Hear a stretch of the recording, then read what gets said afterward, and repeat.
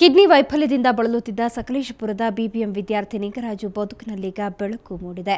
ಬಡತನದ ಜೊತೆಗೆ ಕಿಡ್ನಿ ವೈಫಲ್ಯದಿಂದ ಸಂಕಷ್ಟಕ್ಕೆ ಸಿಲುಕಿದ ನಿಂಗರಾಜು ವಾರಕ್ಕೆ 3 ಬಾರಿಯಂತೆ ಡಯಾಲಿಸಿಸ್ ಮಾಡಿಸಿಕೊಳ್ಳಬೇಕಿತ್ತು. ಆದರೆ ಇದಕ್ಕೆ ಎದುರಾಗಿದ್ದು ಹಣಕಾಸಿನ ನೆರವು. ಆಗ ನೆರವಿಗೆ ಬಂದಿದ್ದು ಸುವರ್ಣ ನ್ಯೂಸ್.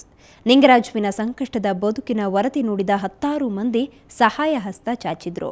ಬೆಂಗಳೂರು ಸಾಯ್ಗೋಲ್ಡ್ ಪ್ಯಾಲೇಸ್ ಮಾಲೀಕ ಶರವಣ 30,000 ರೂಪಾಯಿ ಹಾಗೂ ರಾಜು ಎಂಬುವರು 12,000 ನೀಡಿದ್ರು. ಇದಲ್ಲದೆ ಹಲವಾರು ಸಂಘ ಸಂಸ್ಥೆಗಳು ಸಾರ್ವಜನಿಕರು ನೆರವು ನೀಡಿದ್ರು. 1 ಲಕ್ಷ ರೂಪಾಯಿ ಹಣ ಸಂಗ್ರಹವಾಗಿದೆ. ತನಗೆ ಸಹಾಯ ಮಾಡಿದ ಸುವರ್ಣ ನ್ಯೂಸ್ ಹಾಗೂ ದಾನಿಗಳಿಗೆ ನಿಂಗರಾಜು ಧನ್ಯವಾದ ಹೇಳಿದರು.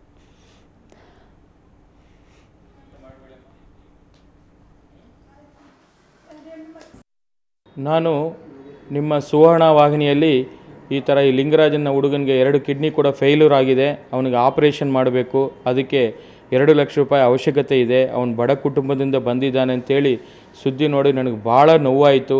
ಆ ಒಂದು ನೋವಾಗಿರೋದಕ್ಕೋಸ್ಕರ ಇವತ್ತಿನ ದಿನ ಈ ವಿಕ್ಟೋರಿಯಾ ಹಾಸ್ಪಿಟ್ಲಿಗೆ ಬಂದು ಈ ಹುಡುಗನ ಜೊತೆಯಲ್ಲಿ ಮಾತನಾಡಿ ಅವನಿಗೇನು ಆಪರೇಷನ್ ಮಾಡಲಿಕ್ಕೆ ಏನು ಹಣದ ವ್ಯವಸ್ಥೆ ಬೇಕಾಗಿತ್ತು, ಅದಕ್ಕೋಸ್ಕರ ನಾನು 30,000 ರೂಪಾಯಿನ ನಮ್ಮ ಸಾಯಿ ಗೋಲ್ಡ್ ಪ್ಯಾಲೇಸ್ ಪರವಾಗಿ ಇವತ್ತು ಚೆಕ್ಕನ್ನು ಕೊಟ್ಟಿದ್ದೀನಿ.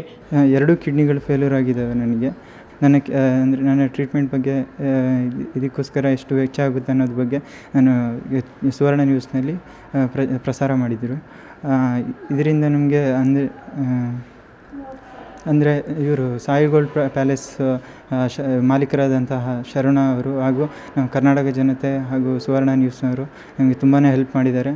ಅವರಿಗೆಲ್ಲರಿಗೂ ನಾನು ಧನ್ಯವಾದ ಸಲ್ಲಿಸ್ತೀನಿ.